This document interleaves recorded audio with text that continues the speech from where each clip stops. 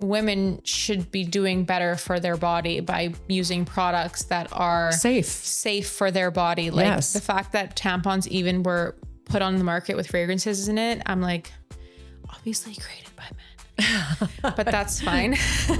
This is Skin Talks, the podcast where we go deeper than skin, products, and trends and explore the conversations that actually matter in health, beauty, wellness, and confidence. We're a mother-daughter duo and the founders of Boutique Skin Envie. After years inside the industry, we've learned that health is never just about what you use. It's about everything you digest, how you think, how you live, what you eat, how you move, what you put on your skin, and how you feel in your own body. If you're looking for insight, honesty, and a fresh perspective on the future of health, beauty, and wellness, you're in the right place. Let's get into it. Skin Talks podcast by Boutique Skin Envie, hosted by Beate and Natascha. So this is the time of the year where for me, it's like so hectic. So much is happening. Black Friday's coming up. Especially this year is different because I'm pregnant and my baby's going to be born in 2 months. Like so much goes on, I find, especially even when you talk about the most basic thing, which is the weather. It starts to get colder. Our bodies are changing. The skin is changing. And I just feel like sometimes people get lost and confused in how to adjust to this sort of change in their life. And I've experienced it personally in terms of I've suffered from dry skin so much in my life. Like there's always a part of the month in November where I suddenly start seeing, especially my body, like become a little bit more flaky because I haven't taken care of, or I didn't find the right products that would keep my skin hydrated, et cetera, et cetera. So we really want to dive into this episode and talk about the importance of your skin barrier during this time and really preparing your skin for such big changes in terms of temperature, like chapped lips. Like I even noticed my cuticles are getting more dry during this time of the year. So there's so many things that happen to your body, skin wise, of course, during this time that we really want to tackle and kind of understand and get to the bottom of and recommend products for our listeners to really understand. Yeah. I find also like exactly what you said, Tash, like things are changing. It's like people all of a sudden wake up and they're like, I don't feel good. I don't feel good in my skin. Like you said, chapped lips, my skin's dry, my acne's worse. Like I feel dull, lacking radiance. And sometimes it's because we forget that we have, like we're going from a lot of sunshine, daylight that's all day long, and warm weather, humidity, to all of a sudden, darkness. We just changed our clocks back. So like in the morning it's lighter, but by the time you leave work at 5 o'clock, it's darker. The weather's getting colder. The humidity's dropped. We have less sunlight. We're less outdoors. We're more like getting cozy. The heating's starting. So the body goes through a major transformation during this time, and people are not necessarily always prepared for it. They kind of wake up when it's happening. Yeah. And one of the things that we see a lot of is people coming in and like their skin is compromised. They're in a kind of an SOS state and they don't know why. But right? an SOS state, like, to really just like, what does that mean? Because for me, an SOS state is like flakiness and tightness. But what else could it be? Well, it could be like your pigment. All of a sudden you notice you have pigment on your face a lot more than you did before because, for example, you had a little bit of color in the summertime from being outside, and all of a sudden your tan fades a little bit and all your pigment, the things that you did the damage with in the summertime, shows up more. But that's not necessarily a compromised skin barrier. But what happens is when people start to see these things, acne, redness because of not proper barrier functioning creams or moisturizers, all these things, they start to panic and they start to overdo it. So they're like, okay, I've got to exfoliate more. Okay, I've got to apply more like acids on my skin. Or I've maybe got get to more abrasive treatments. Yeah, they're not thinking to calm the skin down. They're thinking to tackle the skin. Also, in the summertime, a lot of people loosen up their routines, right? They kind of go from, happy hour every day because we're much happier, I think, in the summertime, to all of a sudden like, oh my God, what happened? So people overdo it because they try to tackle what they did in the summertime. And when you overdo it and then you throw in the seasonal changes, heating, all these different things, what you're doing is you're making your skin very, very, I would say for like the best word I could use is angry. And then you start to add in very aggressive treatments to try and like correct. And then you just exacerbate the issue. So things tend to get worse. And so what we always do is when we see people coming in like this or our virtual consultations at also the Medi Spa, we'll be like, okay, let's just take things right down back to the basics and focus on the 4 steps that you need to do to calm your skin down, to give the skin what it needs, and then like kind of like a reset. But I even feel like November is almost a little bit even too late sometimes. Like, but that's when you really get it. But that's the difference that that's something that we can talk about today. But like when I would say like 3 years ago is when I would be like, my skin was in crisis, right? In November? In November. But that's already because I was lacking the proper steps in October. Yeah. So you're talking about like in summer, we loosen up our routines. I mean, I personally don't, but we loosen up your routines, and then you ideally end of summer want to switch into a more heavier, like more nourishing routine. A little bit, depending on your skin type. To prep your skin for the weather, especially like in North America, to prep your skin for the weather that's going to come rather than attack it when it's already flaky, already red, already this, already that. Yeah. So like, I mean, there could be a lot of different reasons things like this happen.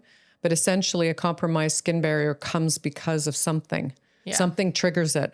So which like what is like for people understanding, like if you can explain literally what's the skin barrier in a way that is easy for somebody to understand if they don't. So basically the skin barrier is the outermost layer of the skin, and it's called the stratum corneum. And you got to think of it kind of like a brick and mortar. So the skin cells are the bricks, and the lipids are the mortar, which is basically made up of fats, ceramides, and cholesterol. And the mortar is what is kind of holding everything together, Protecting. And its role, like the skin has a massive role for the body, primarily to keep moisture in and keep irritants, bacteria, and pollutants out, right? And the barrier also houses part of the cell's microbiome, so the ecosystem of beneficial bacteria that helps protect against inflammation and infection.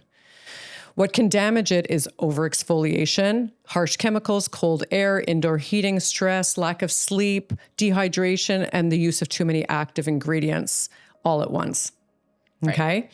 So the signs basically for me of a compromised barrier is like tightness after cleansing, flaking, burning, applying products, so like burning when you are applying a product, breakouts, dullness, lack of vibrancy of the skin. Like you basically the thing that people say to us mostly is like something's happening, and they just know that their skin is off, So when we talk about the skin barrier, it's really about repairing the barrier and about restoring balance, not adding more steps into a routine. Bringing comfort, ideally, like in a sensorial ways, like bringing comfort back to your skin so that you don't have this burning feeling, this flaky feeling, this red feeling, all of the things that you just mentioned. Yeah. Ultimately, is what we want to sort of focus on. Yeah. And sometimes people don't know, like they have a compromised barrier. Like I have one particular patient that we were dealing with, and she went on Accutane. And obviously Accutane, when you're dealing with acne, it really dries out the skin, right? But what it's done is it's caused her skin to be so completely irritated because the professional that she was seeing was like, use this prescription grade product for so many months, and after the 3 months or whatever it is, your skin's going to get better after that. But the pain and discomfort of going for that 3 months is literally impossible for her. And she's got dermatitis on her skin. It's almost like it's developed into dermatitis. And I'm talking like redness and itchiness underneath her eyes, and drying and flaking by 5 o'clock in the afternoon around her mouth. Like I've never seen anything like it. I remember 2 people actually that were on, one was on Accutane, and one was a young girl was prescribed a different kind of medication. It wasn't Accutane, but it was something else.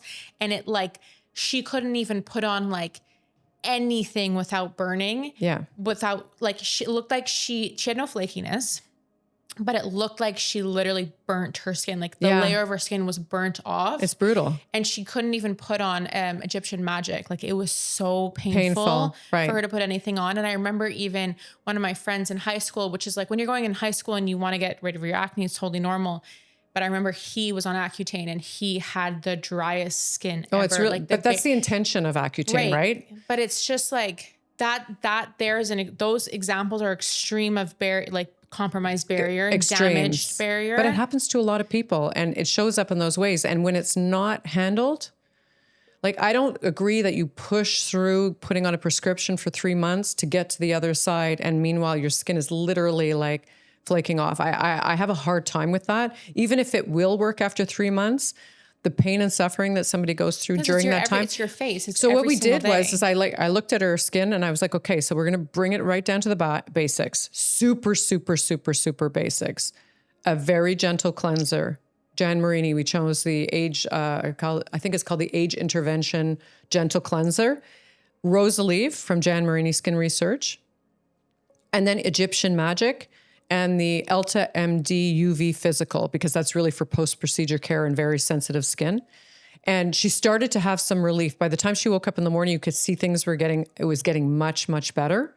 But by the end of the day, because the Egyptian Magic is a moisturizer, but it's not really repairing and nourishing. It's more like, okay, barrier. And so super dry flaking at the end of the day. So we did that for 2 weeks. Improvement, but now she's at the phase where I need to transformation. Right. So I brought in now, so it'll be the gentle cleanser, the Rosalieve, the transformation face cream, and then the transformation eye cream because her skin's now ready for it. But when her skin barrier, and it can take 30 days plus, starts to settle down from this very basic routine, then and only then can you start implementing other products in with more actives that are going to clear the acne component? So I wouldn't even touch that now. So ultimately, like in this situation, you were repairing like the mortar of the cell. Well, everything was so disrupted. It was like almost like there was none. So you're repairing the mortar of the cell. That's going to make the brick house more even and fixed in a way. Like less broken and just like out of order. And so we're doing that, but it's in stages, right? And a lot of people panic all the time about it. And she's like, well, maybe it's my SPF. And I'm like, no, you have to wear your SPF. You have to wear an SPF. This is a great hydrating SPF anyways. SPF won't cause. No, but the skin needs the time. The skin needs the time to calm down. And once it's calm, then you can start to introduce stuff, but that could take 3 months, 4 months, 5 months, and then we can start to deal with other things that are happening with the skin. But the good news is that we are making progress. The Rosalieve just on its own is such an incredible product for irritated, rosacea prone, very sensitive skins. So like for somebody who's listening to this episode now that is experiencing tightness, or maybe their redness has gone up, or maybe they're having flakiness, like what are the first couple steps that they should implement? Like, let's say they can't change their entire routine, or they can't invest in an entire routine. Like what's like the number one product that you would recommend? Would it be the moisturizer that you change into something more lipid? No, I would be like, everybody, I think most people are using at least a cleanser and are using at least a moisturizer, right? That's the basics, and hopefully an SPF, but at least those 3 products. If I were to give my best advice on that, I would say stop using anything that has any kind of irritant in it. Or like exfoliation. Fragrances, could be exfoliation, AHAs, BHAs, retinol, stop it all. If your skin's in that crisis mode and you really feel it, and then implement in just things that are about gentleness and hydration. So for example, if you go to Zeo Skin Health, they've got a gentle cleanser, right? Implement just a gentle cleanser. Stop using the complexion renewal pads. Like just go back to the basics with a moisturizer and an SPF. There's a couple of products that I really love. I love the Hydrating B5 gel. Well, first of all, SkinCeuticals has the gentle cleanser also, which is a great cleanser. Most brands have a gentle They have a gentle cleanser. So go to gentle, and you can double exfoliate if you want with the same product. twice, right? If you need to get off makeup or SPF and stuff like that, gentle cleanse, hydrating B5 gel, triple lipid restore, and an SPF. That would be like an ideal routine from SkinCeuticals. Another one that I really like is IS Clinical. So they have the cleansing complex, which is their most highest selling Which is cleanser. a gentle cleanser ultimately. But I would go more towards the cream cleanser because it's like a product out of IS Clinical that is sold much, much less than all of their other cleansers, but it's really targeting sensitive skin. So I would switch over to that. I would use, for example, their HydroCool serum and then their reparative moisture emulsion and an SPF. Drop it right down and keep it very, very basic. And do that for at least a month. And don't give up after a week or 2 weeks or 3 weeks. If you don't see the skin, it takes the skin cycle is 28 to 32 days on average. So you need to give the skin the time to do that. Other things that you can do, for example, that once your barrier, you can sense that your barrier is starting to calm down and kind of repair itself, is doing a very gentle exfoliation and a mask. But like exfoliation, for my recommendation, would not be like a mechanical. It would have to be enzymatic. Like, yes. So for example, Vivier has a overnight illuminating exfoliating gel that you can put on your face. I would do like that at night because it's very gentle. I've done it. And it works like with little Pac-Man and kind of eats up all the dead cells while you sleep. And then in the morning, I might put on the ultra hydrating mask, or even sleeping with the ultra hydrating mask. That is just going to really help to gently exfoliate, so to remove the surface layer and at the same time hydrate your skin. And it's also something to think about when your skin is really compromised and you have a lot of flaking and stuff. It's hard for products to penetrate the skin to give the full benefit of the actives of the fats and stuff that we talked about before to help the repairing action if there's a lot of flakes on the skin. So gentle exfoliation is also wonderful. There's one from Jan Marini Skin Research. They have a duo, the Cleanzyme and the Skinzyme. That's very gentle. It's amazing. And it gives a beautiful radiance, very gentle. For me, it would be like focus really on the enzymatic exfoliators. Yeah, don't do anything that is aggressive. Like I don't even love mechanical exfoliators to begin with. Well, it's because oftentimes when people use mechanical exfoliators, especially when they have problems, they really go at their skin and like they want to get stuff off. So they overdo it, and which can exacerbate the issues again. Yeah. No, so enzymatic exfoliators, very gentle. The idea, like the keywords here are gentle, nourishing, hydrating. Like that's really what you want to focus on this time of the year. And also patience. You have to be patient with your skin. Yeah. You might go through some moments that are uncomfortable, but be patient and work through it. When you're using medical grade and professional grade skincare products, they're designed to do those types of things, to restore. And always make sure you get the advice from an expert, who understands what the skin barrier is. I always go back to the same thing. I say, don't go to somebody trying to sell a product. Go to somebody who really understands what it is and knows how to guide you in the best direction without having to like break the bank, Yeah, because it shouldn't be about that. Yeah. It's less is more when your skin barrier is compromised. And if you're nervous about your skin barrier getting compromised because you're an outdoor person, you go skiing, cross country, downhill, whatever, you like to walk outside in the wintertime. You love it when it's hot in your house, and then you go outside and it's freezing cold. And if you want to protect it, also take this into consideration. If you are using things that are more aggressive and active, like with AHAs, BHAs, or retinols and stuff, make sure you're always balancing out your routine with products that contain more nourishing, lipidic, and like barrier protective components to their formulations.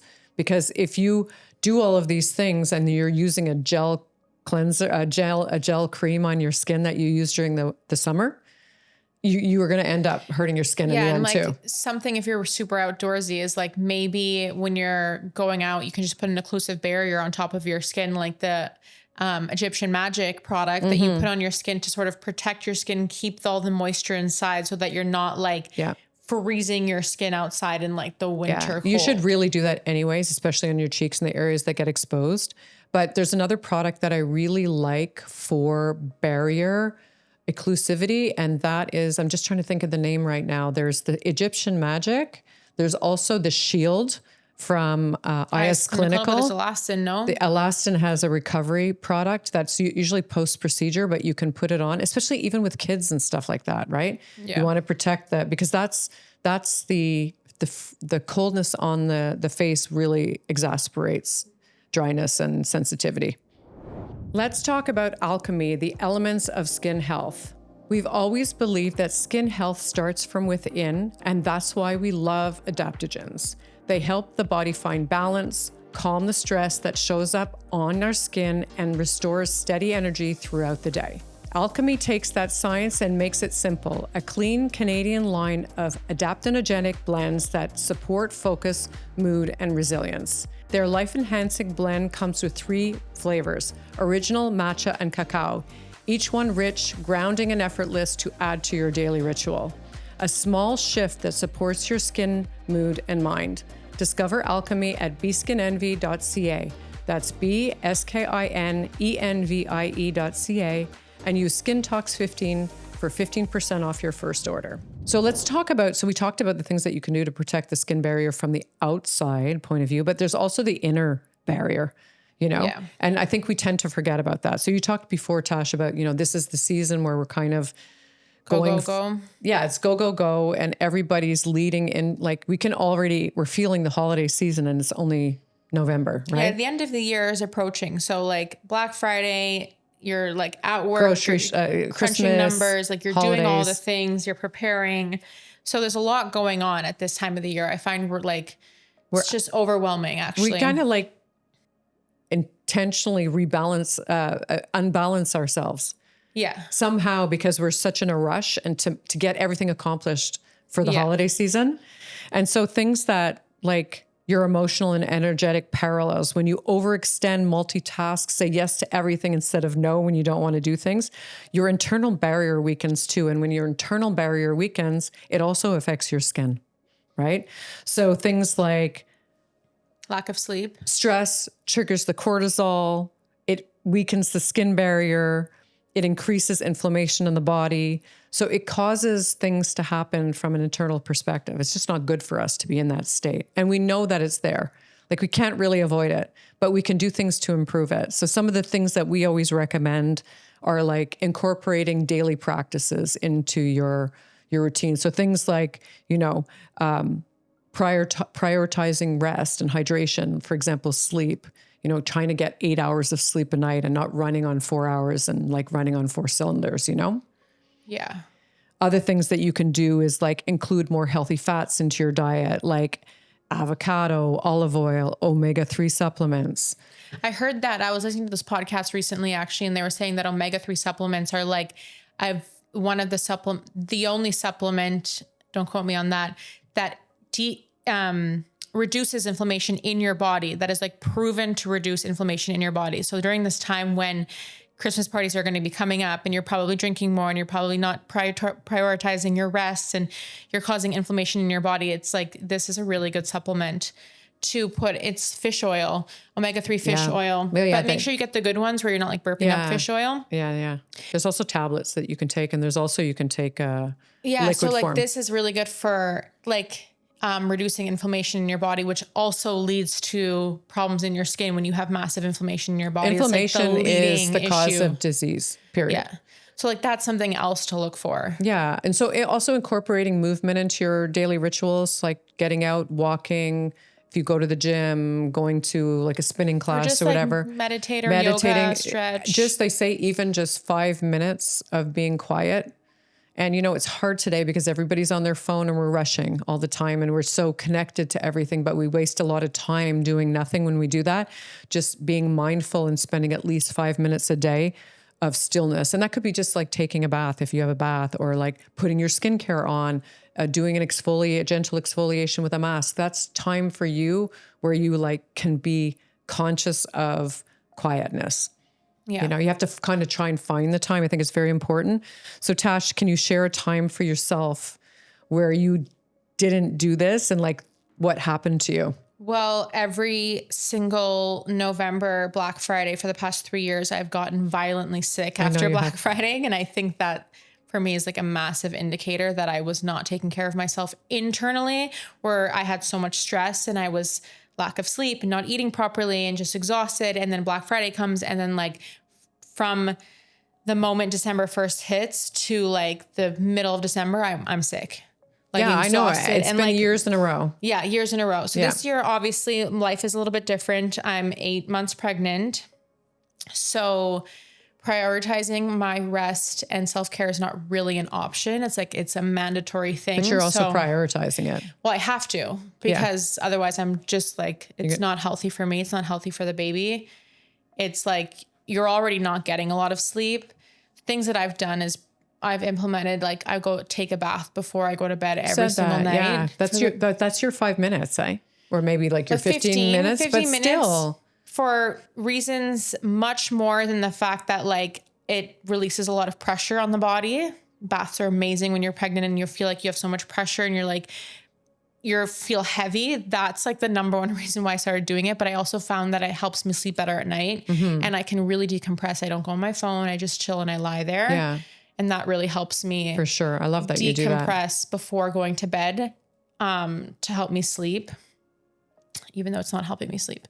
But yeah, things like that. You're prioritizing your well-being, and that's got an effect on your body, your inflammation, your mental state, all of it. It's very important.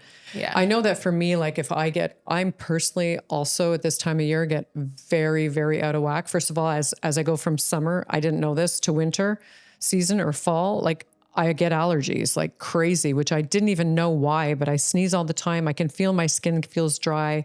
It feels tight, around lunchtime. I'm like, oh my God, in my neck. I feel it everywhere on my body, actually.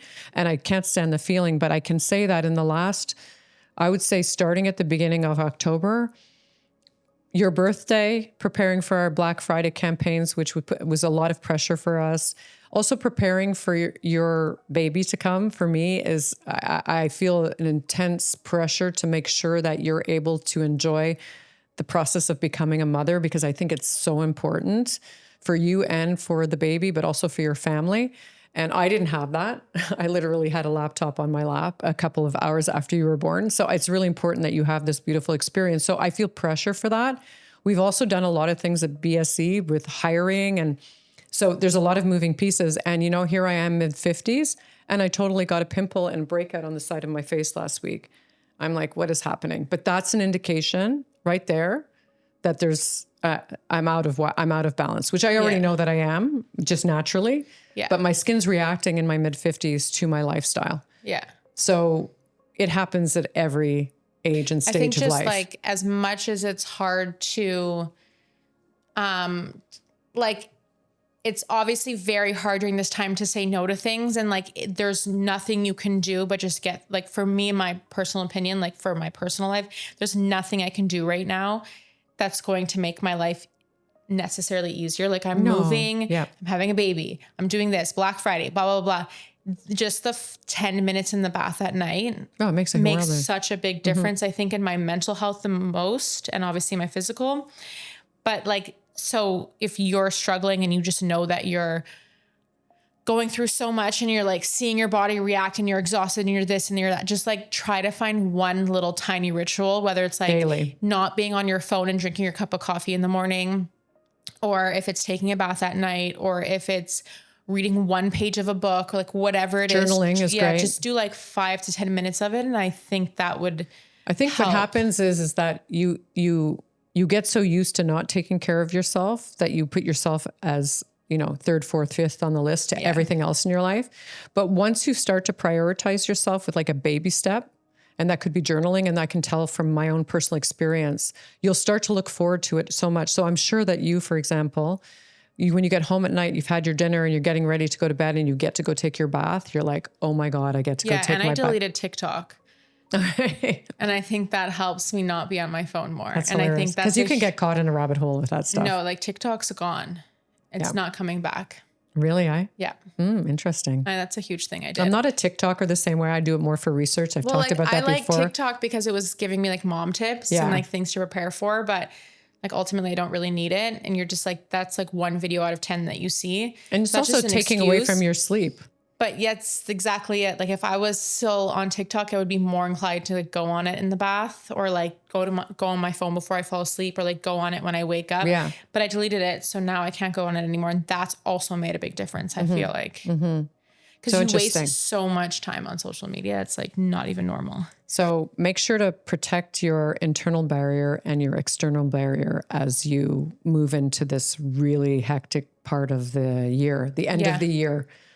The end of the year. It's not too late, but my recommendation as a potential New Year's resolution next year for you guys is to start doing it in September and October. Yeah, exactly. Don't wait till November. Don't wait until your barrier is already compromised. Take action and like get the good nail like I use a cuticle oil from Gel Care that we carry. It's the best thing in the world. That saves even my nail esthetician seeing that my nails are better. I found a really good body cream that actually nourishes my body. So I have no more flaky skin.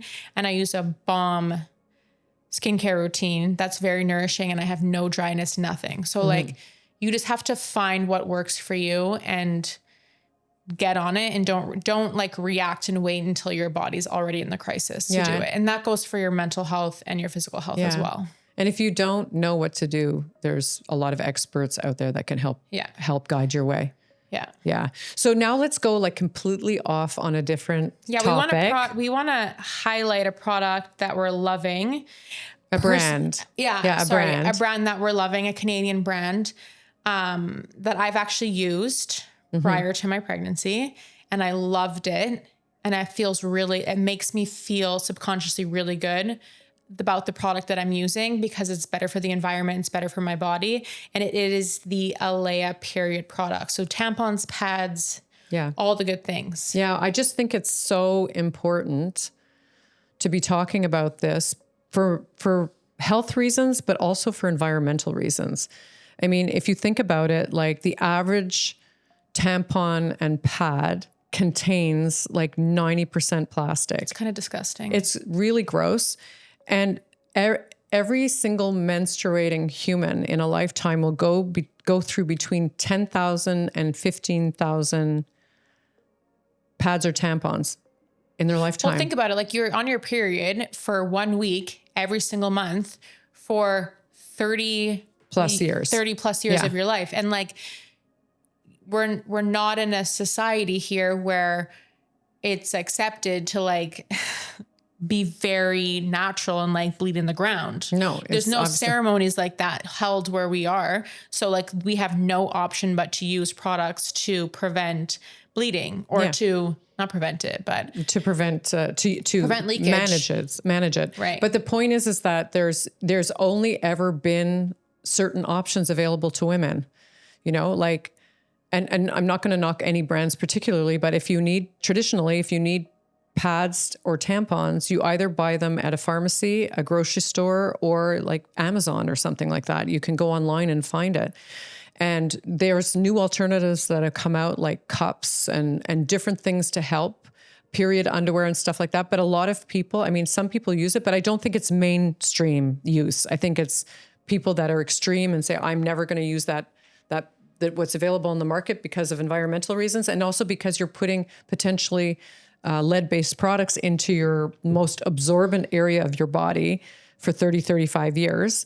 But most people just buy what is available because that's the easiest way to do it. Or what's cheapest as well. What's cheapest also, but it's not necessarily cheaper because I find that even the companies, they capitalize on the fact that women need it, right? Women need it every month and they know they're going to buy it. So the prices are inflated and they're kind of ridiculous, right?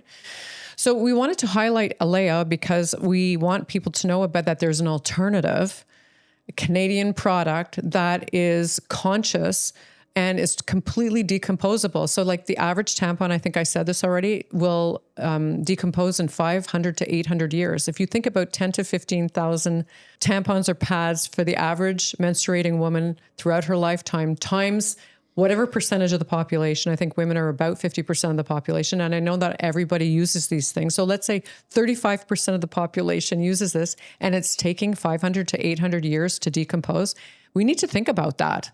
Yeah. We also need to think about diapers, which we can talk about as well. But we just wanted to bring this alternative into the conversation because Alea, it's clean, it's organic. Well, it's free from plastic, dyes, and chemicals. And like environmentally, it's totally biodegradable. And also fragrances. And like women should be doing better for their body by using products that are safe for their body. Like the fact that tampons even were put on the market with fragrances in it, I'm like, obviously created by men, but that's fine.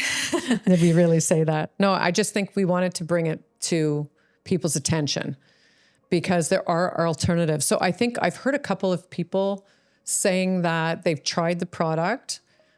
And for example, a lot of people have told me that their period cramping was way less than normal. I noticed it the first time I used it on my cycle. I noticed less cramping, but I wasn't able to use it another month to guarantee that it was actually working.